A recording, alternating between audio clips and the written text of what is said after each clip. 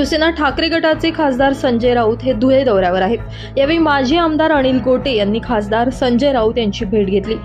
विधानसभा निवडणुकांच्या पार्श्वभूमीवर आमदार गोटे यांनी खासदार राऊत यांची भेट घेतल्यानं या भेटीमागे काही कारण आहे की ही भेट फक्त मैत्रीपूर्ण होती यांसह विविध चर्चांना उधाण आलंय।